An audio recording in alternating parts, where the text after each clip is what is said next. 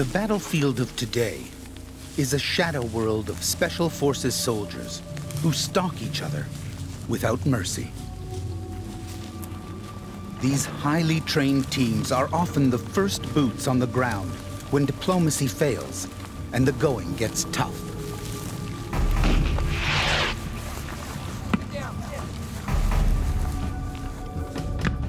They come in early, they come in hard, and they come at night, because night is the killing time.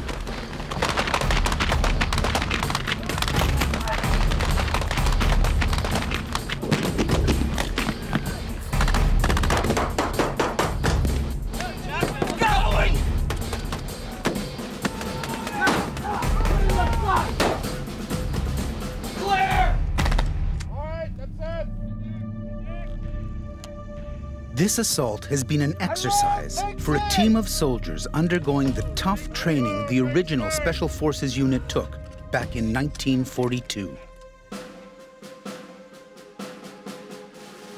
History remembers those men as the first Special Service Force, but Hollywood called them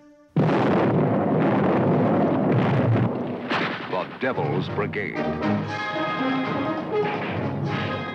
The movie created the myth. These soldiers are living the reality.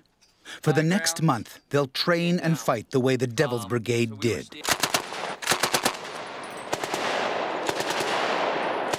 Hey, come on, you're under fire. And if they think being a soldier in 1942 was easy, they're in for a shock. You're under fire. Come on, engage. Do not interfere on the range. Understand? Oh, I'll kick your. I tell him to do something, he does it. Their time in the past will be violent and brutal. Kill him, for God's sake. Before it's over, one of these men will almost die. 4 will be hospitalized, and 2 will go home. Those who tough it out will come to Europe to attempt one of the Devil's Brigade's most dangerous missions.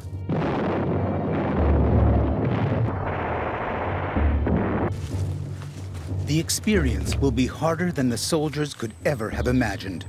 It will push some to their limits. Now we do it because we're all soldiers and we don't turn back or none of that shit. Because that's just what we are, we're soldiers.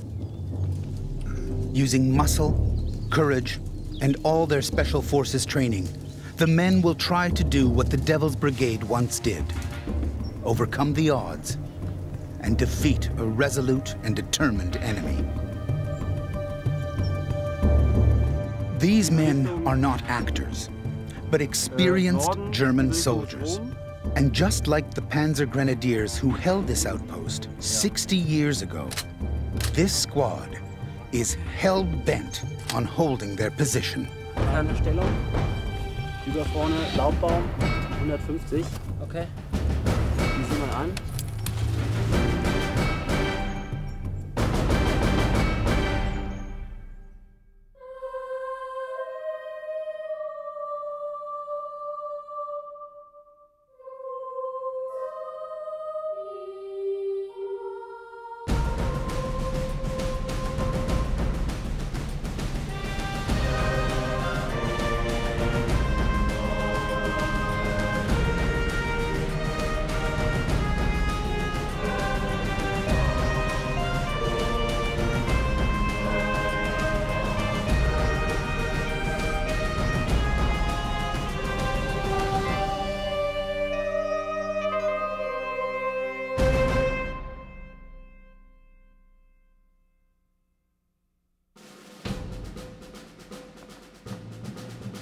On a spring morning in 1942, the legend of the Devil's Brigade was born here in Montana.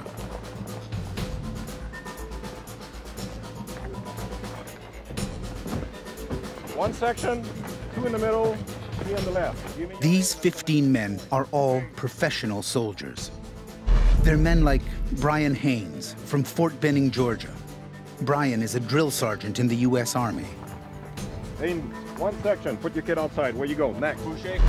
And Albert Boucher, a master warrant officer in the North Saskatchewan Regiment who has recently returned from Afghanistan. Boucher, 1. Bert. Bird? Bird. And Chris Bird, a sniper from the Royal Regina Rifles, who also teaches unarmed combat. These soldiers, like all the others, are hard men who've led courageous lives. And just like the original Devil's Brigade volunteers who came here a lifetime ago, they have no idea what they're in for. I was completely amazed at the destination. I had no idea when I volunteered for this unit that I would be heading for the United States of America. All we knew is that we were going west somewhere. Off the train and you're about ankle deep in dust and what on earth have I got into? And when we saw all these different uniforms and everything, what's going on here? We couldn't figure it out. Okay, welcome back to Helena. What you're about to take right now is the same training as they did in 1942-43. No surprise, you're all qualified soldier, and this is the way you're gonna be treated as such. You can wear your equipment as you see fit. What we're looking for is people who can perform with the equipment that they're given. The men of the brigade were both Canadians and Americans. This squad is too. Danny Hassel is a U.S. Ranger who's seen tours of duty in Iraq and Afghanistan. The middle, right? Let's get the, hey, what do you think, brother? Let's put the middle up. Sorry, Jay Budd is the third man in his family to wear the Green Beret. Jay specializes in high-altitude free-fall jumping at night. Andrew Rowe is a tough kid from Nova Scotia who will soon earn the nickname the Fighting Fetus. And every unit has its rookie. Meet 18-year-old Kevin Hansen, a high school quarterback who's recently volunteered for the U.S. Army. Wasn't that guy? I wish I was. The troops have been issued a standard 1940s kit. This kit right here is not the best. For Canadian Scott Young, it's a big change from what he's used to. It's so awkward, like it's just difficult. Like we have brand new webbing and stuff back home, and tack vests and stuff, and it's just so hard to like adjust yourself and like. Scott likes Army life. He won't like it in 1942. It sucks. It's very disappointed. It really hasn't, I don't know. It's really been a big disappointment. I've been really upset about the whole thing. The Devil's Brigade was born in the darkest days of the Second World War. As the Third Reich conquered Europe, Churchill secretly worried the German fighting man was tougher than anything the Allies had. Something special was needed. The Devil's Brigade was the answer. The British couldn't afford the cost of the unit, so the Americans stepped in. But few American soldiers had ever fought in the cold. Canadians had. A lot of us had never met Canadians before. We didn't get along too good with them right in the beginning. Not too great. Canadians pretty much in the yes sir, no sir, spit and polish type thing, and especially the guys that went to the force. The Americans were kind of a loose group. The brass-knuckled Americans. The brass-buttoned Canadians. The Canadians got paid less than the U.S. soldiers. Yeah, but you know what we always said? Americans couldn't play poker worth a damn. We straightened the money out after payday. And of course, just being from a different country started some bar fights.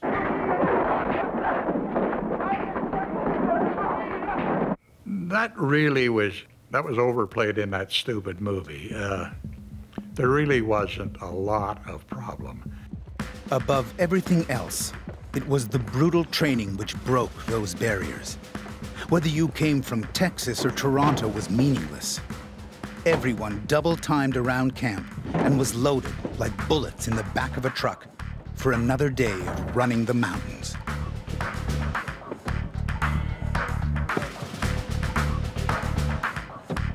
We had a lot of stuff in common, and you found those common things, and that's what broke down the barriers. U.S. infantryman fears only God and his own artillery. Joe George has just returned from Iraq. He's volunteered for this tough training to learn from the past. We can't forget the lessons that have been passed down to us, written sometimes literally in the blood of soldiers. We cannot afford to forget those lessons. Then they took us over to Muscle Mountain, and that looked like about a 10,000-foot mountain to us. You didn't make that one on the run the first few times, but... Look that way. Pine Mountain. That's where we're going. The one with trees on the right-hand side, that's the one. 2 jerrycans per section. First section to the top must wait for the other 2 to arrive. Okay? Special Forces soldiers, like many of these men, consider themselves the best of the best. They say weak links simply don't exist. Today, they'll find out if that's true. Hey, it's going great. Life is good. We're gonna find out if I'm as hard as my grandfather. Running up this mountain, carrying jugs of water was something every member of the brigade did on their first day of training. How's it going? Okay. The way it was put, you want to get out of this outfit, just don't finish doing what you're supposed to be doing, and you'll be gone. Well, nobody would drop out. I ached. I ached for a while until I got accustomed to it, and then it just sort of didn't bother me anymore.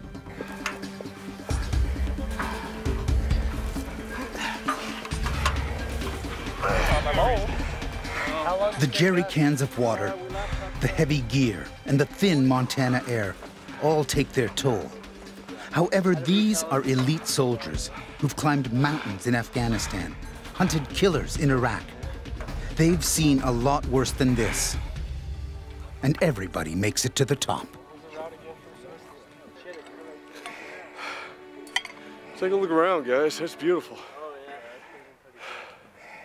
Almost worth the climb. The technology of war may have changed, but the essence of being a soldier has not. Respect is earned, not ordered, and you work hard to prove you belong. If the training is tough, you had better be tougher. The whole thing in the training was, I'm going to make you quit. And the answer was, like hell.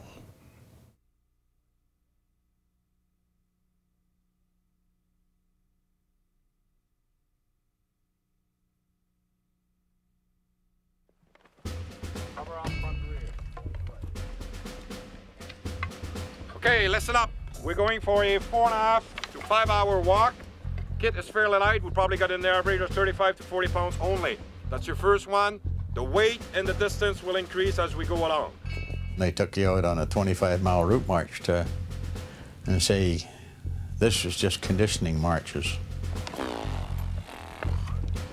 There had never been a unit like the 1st Special Service Force. 3 regiments, almost 2,000 soldiers who trained like commandos, but fought like partisans. Designed to operate behind enemy lines, the men were selected for their unconventional skills. Cowboys, farmers, street-tough city kids. If you liked a good fight, you were the brigade's kind of soldier. Training was very rugged and very tough, and very a lot of it. It wasn't just a little bit here, a little bit there. It was training every day and every morning and every night. And we got toughened up pretty good. It was tough. I'd been through some pretty tough training. Parachute training was always tough, but this, I think, was about at the upper end of toughness. It certainly put us in condition for anything that was to come next. The men took the training in stride, hiking hundreds of miles across the Montana foothills. Although the instructors tried to break them, in an age of guts and glory, no one wanted to be called a quitter. It wasn't so much, it was the training, it was the stick-to-itiveness. That's what was important about the training. And of course, physical conditioning and, Tough men need an even tougher leader. Lieutenant Colonel Robert Frederick was just such a man. We just idolized that man. He was a real, highly qualified officer of great ability, outstanding intelligence, and great bravery, personally. When Frederick took command, he requested two things: a specially designed killing knife and a stockpile of enemy weapons. He got them both.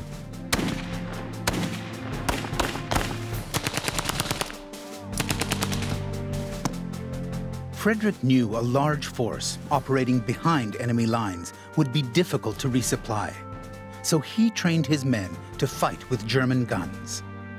Come on, crack it back. That's it. Now get the hang. Come on, squeeze the rounds off. Good marksmanship. Stop f***ing around. The Mauser. The Luger.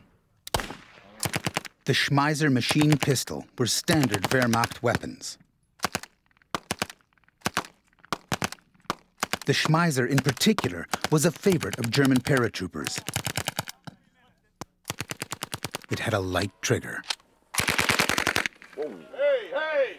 Whoa, whoa, whoa, what was that? But there was one Wehrmacht weapon feared and admired above all the others. The MG-42 machine gun. 1,200 rounds a minute, accurate over half a mile, and weighing less than 25 pounds. The MG-42 was a simple, reliable killing machine.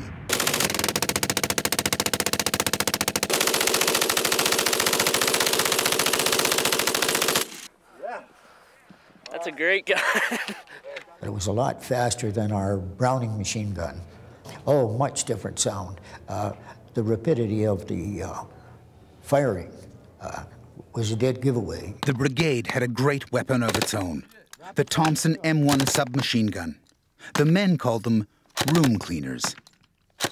Oh, the Tommy gun was, everybody, a lot of the guys wanted that because you could spray a pretty good path with that thing, and a lot of guys had it. I thought to myself, wow, Tommy gun, Al Capone. Introduced in 1921, the Thompson was a crime-fighting submachine gun. Knock him down and he'll stay down, the ads boasted. But at $200 each, the Thompson was too expensive for most police departments. So the military bought them.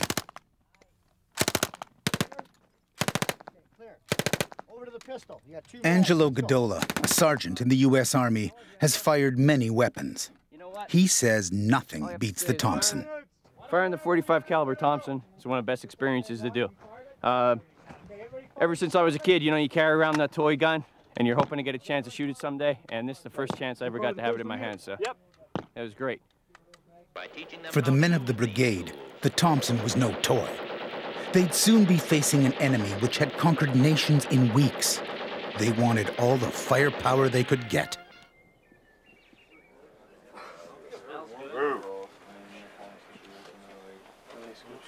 This is worth it just for the food. Chow time, and the troops eat well. The Devil's Brigade was probably the only infantry unit in history not to complain about food. Frederick ordered his cooks to either buy or steal the best food they could.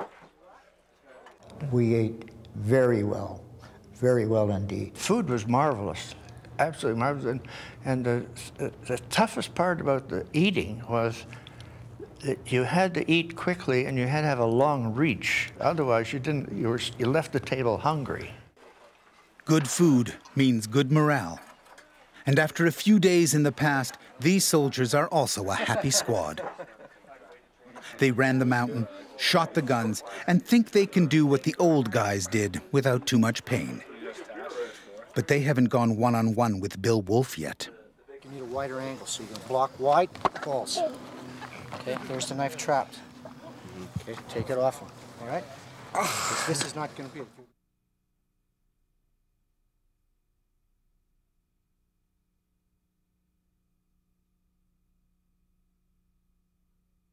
Put your hands up. Drive into him. Get your hands on your head. Right there. Key stick. You couldn't be a very good cook, okay? Meet Bill Wolf, one of the meanest 60-year-olds around. Drive into the guy's chest. Okay, then you got his eyes with these hands.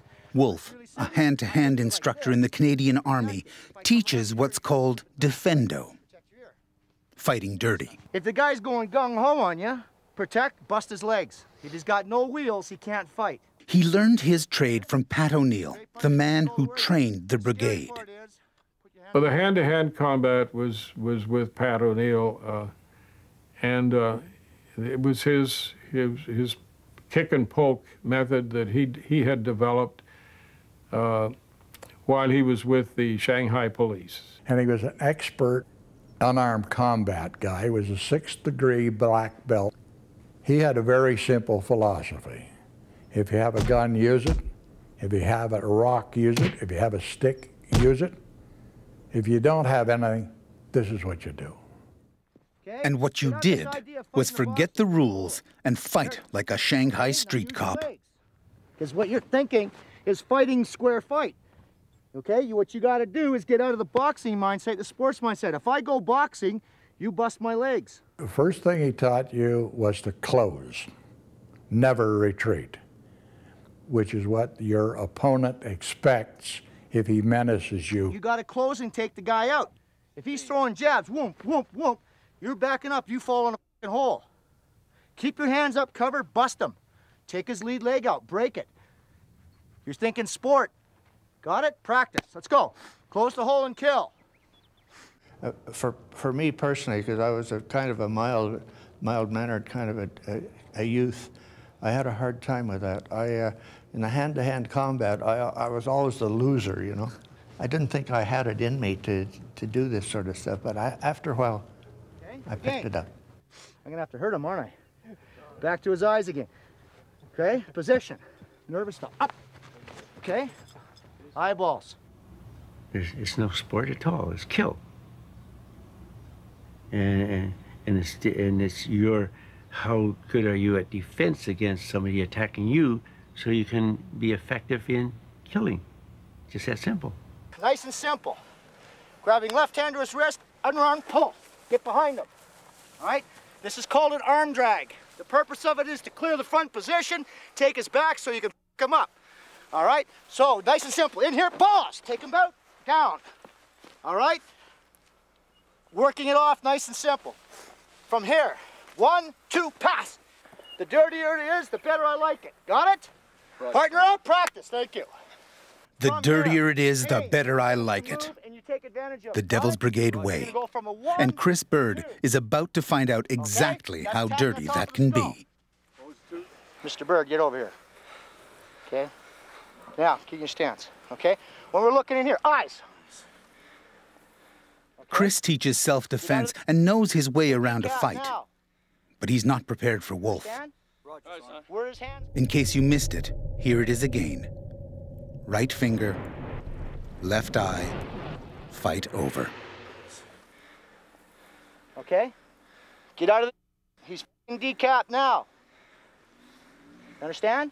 Roger, son. Where does his go? Towards his face. Right? Then you can take advantage of position. Okay, now you guys got to get out of the sports concept. This is brutal, savage, but they asked for it. We can take it and we can dish it out. Just do it nice and simple. Chris Bird got off easy. Kevin Hansen is up next.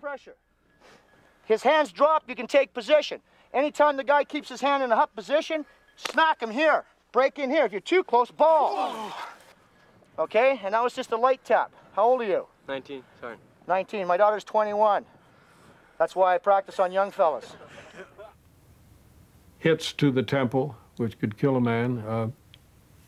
Hit to the nose, up here, right under there, which would drive hard enough to drive the nose portion back up into the brain and kill an individual. What I'm working in here is his nose, see? I straighten him up. This gets into here. And I kill him. When these legs come in, tap his nuts 4 or 5 times. Go like that with your heels in his balls. Go hit his nuts. Does that feel good? No, Sergeant. You're doing that. Where do you think his mindset's going?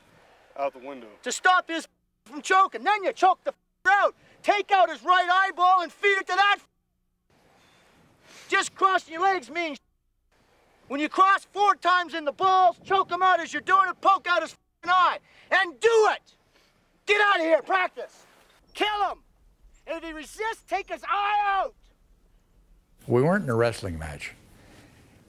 It was kill and maim, not hurt and shake hands.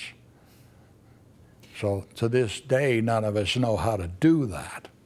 We're teaching him how to tactically kill the enemy using stealth, movement, and overwhelming superiority of mental attitude. The Devil's Brigade claimed they owned the night. Patience, stealth, and sudden violence was what it took to stay alive. All right, now, what I'm going to show you is brutal, okay? It's not dog. This is the real deal. It is, for most people, very repugnant, the fact that you actually are going to practice killing, all right?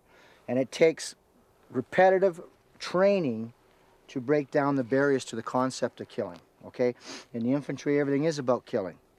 It's quite a shift in your thoughts and your feelings and all this thing to realize that, hey, you're going to have to maybe kill somebody with your knife. Now, the philosophy is very simple. There's you and there's me, and it's going to be you, and it's sure as hell it's going to be me. That's all you need to know. In a close combat situation, you either kill the enemy or he kills you. That is the real deal, okay? And if you cannot find it in yourself to utilize that skill, you will lose in the real deal. Oh yeah, we knew how to use it and where to use it. But it's one thing to do that and use it on a dummy, and another thing to perhaps sneak up on a German sentry and put your arm around his neck and stick him in the kidneys. I never worried about the, you know, the morality or any of that stuff. I just knew that I was coming back, and I was pretty sure the other guy wasn't. First action, you're going to hold the knife so the blade's parallel to the ground. You come in here. See when I hit him, what happens to his body? Okay, that's the one side. Here. Okay, that's the other side. All right, what's in this area right here? What's right here? Kidneys. I'd say any real infantry soldier has to learn how to use a weapon like this, because if it comes to this kind of weapon, and this is all you have, if you're not, the people we're going against definitely know how to use one of these. So all the training was done with naked weapons, naked bayonets, naked knives. We had the knives. The knives were very, very sharp. So he told you that getting cut was not a big deal. Getting killed was a big deal. You might get a cut, a superficial cut of some kind, but you were going to kill this person. When I come on the guy in, we were taught how to come in back of a soldier, enemy soldier, and pull his head back and cut the jugular. And how to do that effectively by putting your knee in the back of the soldier, and how to do it very quietly. You get it in and you bury it up to the thumbprint. In order to get out, you're going to go back and forth like this inside the guy, eviscerate a big hole to pull it out, because how many of you guys ever got a goat? A deer? Deer. What happens to it? It sucks on, so you make a hole, right? Eviscerate, pull it out. Damn, you got to love this, right? And most of these men do. Violence is their trade, and they can handle Wolf's casual cruelty, with one exception. Kevin Hansen is leaving. Something's come up, he says. I've got to go. These guys were tough. This equipment that they use is raggedy. It's, by today's standards, I mean, if we were using our own equipment, this would be easy. And their equipment was raggedy, you know, all this wool and this heavy equipment, and these guys were tough, hands down. I mean, these guys had to be the toughest people in the war. Despite the best efforts of the program producers, Kevin went home at the end of the third day.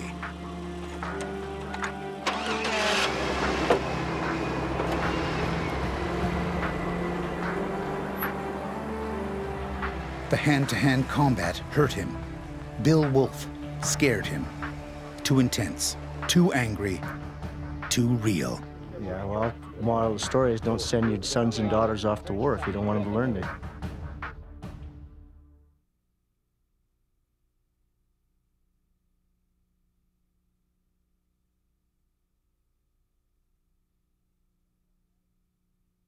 Ready on the right? Right side's ready. Left? Stand by. Go! After months of being taught how to kill, the Devil's Brigade was literally at the end of their rope. These were hard men who had signed on for action, but all they'd had was endless training. Well, the rough training encourages one to want to get out of the training and into the action. Rumors began to spread. A mission was in the wind. Well, we pretty well knew that we were going to go to Norway. Allied intelligence had learned Germany was moving quickly on their atomic bomb project. Nazi scientists were making heavy water at a research facility deep in a Norwegian fjord. The Devil's Brigade was tasked to destroy it. That was Louis Mountbatten's idea. Same guy that was pushed the Dieppe raids too. So the mission, called Operation Plow, was a mess right from the start. It seems to me it was a rather strange mission. Oh, I think it's a usual military screw up. Particularly since the final plan to deposit us into Norway had not been worked out. We knew it was a suicide mission. If you can imagine how dumb people can be. We knew it was a suicide mission. If you're going to parachute into a place like Norway and you're going to ski and blow up a power plant, which is defended by Germans who are very skilled in winter warfare because they've been fighting in Russia. And where were you going to go? Was only one place to go. If you were in the 1st Regiment, you would go to Sweden, except that Sweden didn't want you. Story may be right. It might have been a suicide mission. All I'm saying is none of us thought so. The American Army had built a prototype snow machine to carry men and equipment, the Weasel.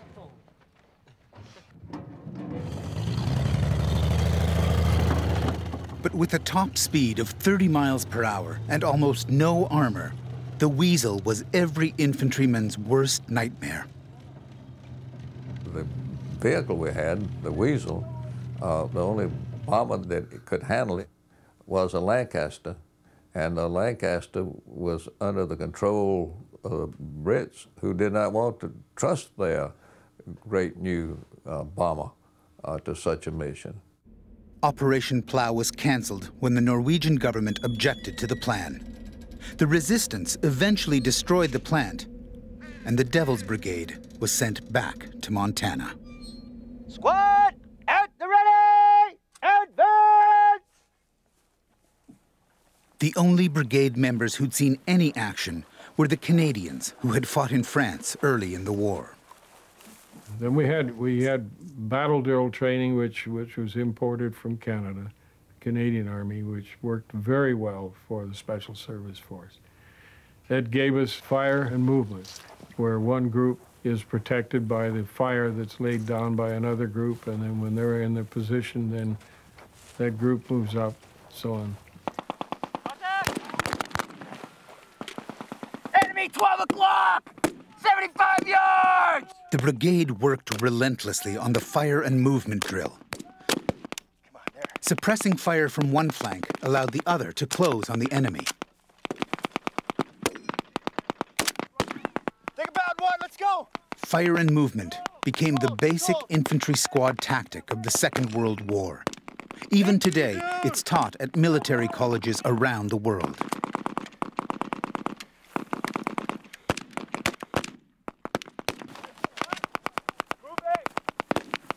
These soldiers have all done this type of exercise many times. But in this age of unlimited firepower, attacking an enemy position with only 8 rounds in the magazine was harder to do than they thought. Hey, unfix it. Welcome to 1942. Wow. Boy, did we learn a few things, guys? Yeah. I have a satchel bag filled with freaking grenades because I had 6 rounds left and I resupped over here on the right. I was done. I only had 4 mags to start with. Okay, so in other words, you got to get a slower rate of fire to suppress when you're moving. You need to save it for the assault line so you can do suppressive fire, yeah? And the counterattack. And the counter. Okay, it's not bad. Everybody hold the right hand out. Is it shaking? Yeah. Yeah, mate, guess what that is? Adrenaline. Adrenaline. It goes away after a while. All right, all right. All right, gents, there's 3 issues we need to deal with tonight. We need to get a general feeling of the training so far. I know we only 1 week into training, and the instructors are not happy. We're looking also at some schedule changes, and I have some concern about 3 individuals that I observed today. I'll bring up those. 3 soldiers in particular have caught their attention. Big concern about Young, George, and Pierce. Young is the guy that apparently doesn't care about anything. Twice today I told him to fix his equipment, and basically he told me that he didn't care and he got somebody else to fix it for him. And his word, well, I don't care, just fix it the way you want. He asked him where he wanted it on the belt. He said, I don't care. George is the tall one with the glasses. I think he's in 3 sections. I would like you to keep an eye on him on 2 different occasions today. He wasn't on time. Even though I gave them a 15 minutes warning, he still had his boots off and he just didn't care. He is slower than slow, believe me. I'm not saying slow mentally. I'm saying you tell him to do something, and it's just like 10 times today I said, 5 meters apart, 5 meters apart. And everybody, and I was like shoulder to shoulder with him, and I was purposely. And he was the only guy basically touching the rucksack or body ahead of him. I think we have a concern with this guy. The 3rd one is Mr. Pierce. Maybe he just need a fire under his butt, but right now he's just not keeping up. Mr. Pierce is Spencer Pierce, a tough kid from Toronto who joined the army after the police caught him rappelling from a bridge. Apparently the first sergeant thinks I have an attitude, but lots of people tend to think that. We'll find out. Maybe he can actually get to know me before he thinks something like that. To get Spencer and the others back on track, the instructors have decided to conduct a snap inspection. Joe, what detonated over here? Anything in there? That was a question, Joe. I got it. No. Did you get away with a rack that looked like this anywhere else in the military? It's negative, son. Okay, so we're not going to get away with it here, right? Roger. All right.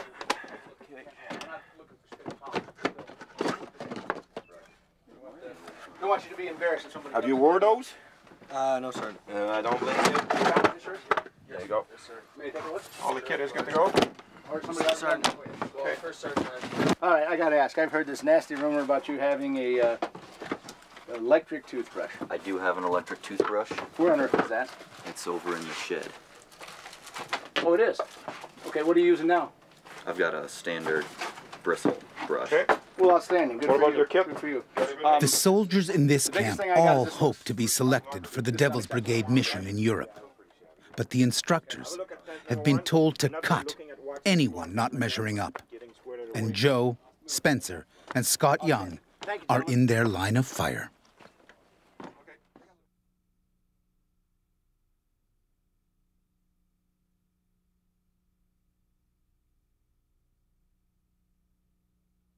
All right, guys, tell you what we're going to do now is we're going to talk a little bit about the mission for tonight. Basically, what our mission is tonight is an ambush. In this scenario, what we've got is we've got a 2-vehicle... The squad has been ordered to conduct a mission the brigade did many times in battle. Ambush a convoy and kill the occupants. Moleskin Mountain, whatever. Fall right down here and come on up to the tower, okay? Those 2 vehicles will be lightly armed, only just a few individuals in it. So basically, we want both trucks destroyed and whatever occupants are in there. They're coming through, I already said. The art of the ambush is in the planning. Danny Hassel, the U.S. Ranger, has done this type of planning before. Go across the road, send 2 guys up. They go through, sweeping through bodies and all that. Staying together though, man, because you never know who somebody might still be alive. I don't know if we're gonna have to go up there and show you. You got one searcher and one guy. Exactly, so one guy's watching.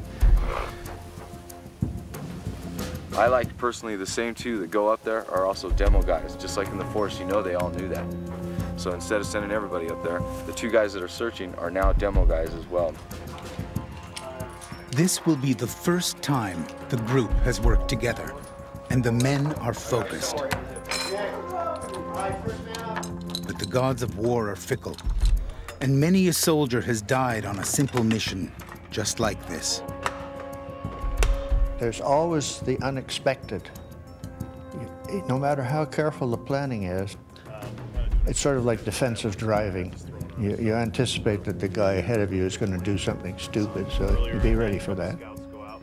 In 1942, this is what the soldiers would have seen as they set up their ambush. But with the low-light lenses today's special forces use, this is how the same scene looks.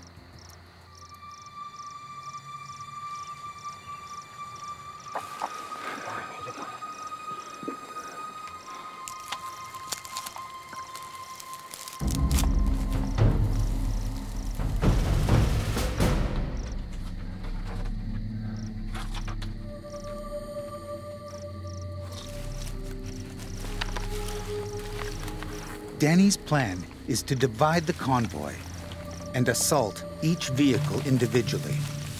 So an explosive charge is laid across the road, primed to go off as the first vehicle passes.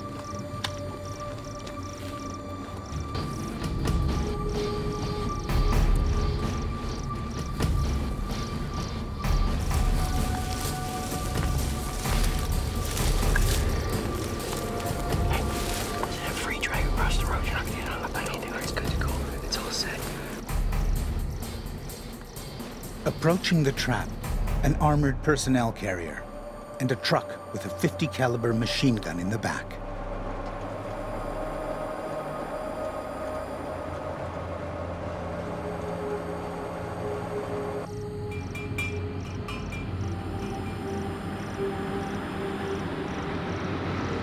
From the outset, things go wrong. The charge to separate the vehicles fails to go off. The convoy does not stop. It's time for Plan B. Only there is no Plan B, and the chaos of war ensues.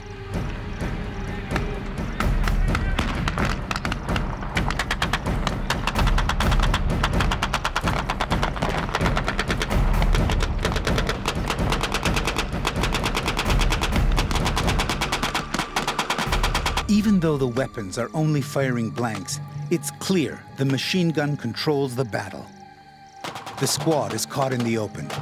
In a real firefight, they'd have taken heavy casualties.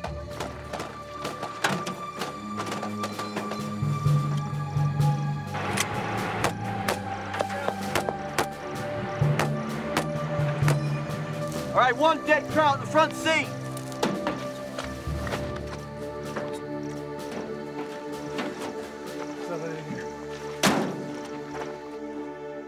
Got through. These men are all professional soldiers, and they know the ambush did not go as planned. But they adapted to the changing circumstances. Was in line right here. So these two vehicles did what I didn't want them to do. So I had the left side of the assault to vehicle number 1 over here, and the right side went with me and assault through over here for vehicle 2. I gave you guys a very rough operations order, just basically a mission. And I saw several times when things screwed up, but you adapted fairly well. I went with the Alpha team. The demo didn't work. Remember, P stands for plenty. That's one of those things there. When the assault started, we divided, good on you, patrol leader, you divided the assault element to take on multiple targets. This was good stuff. Good stuff. Yep. Is there anything you think we need to do better on the next one? Me and Angelo, for our team, there was no reason why we couldn't strap double the amount of ammo to our backs. Like, we both should have had a satchel. That's what I was going to ask. Yeah, that's what I said to you when we pulled. As soon as I was there, I'm like, P for plenty. You know, we aren't used to using these weapons, but that's all a part of, you know, training and rehearsing. That's what it's all about. So you guys know to take this back, and the weapons you use and the things you do every time. Just keep doing it over and over. Nobody's going to be just perfect at it. You know, perfect practice makes perfect. It's not just practice makes perfect. You understand that?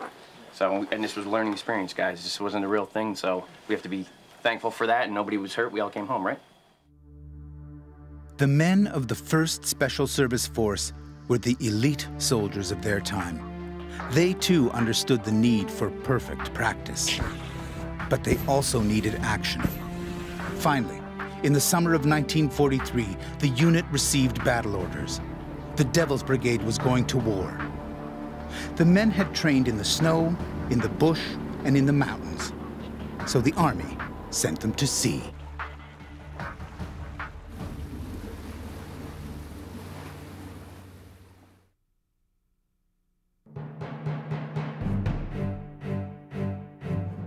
Next time on Devil's Brigade, Alaska. The brigade spearheads an invasion to win back American soil. And we were quite prepared that we would lose a lot of people if the Japanese put up the same kind of fight.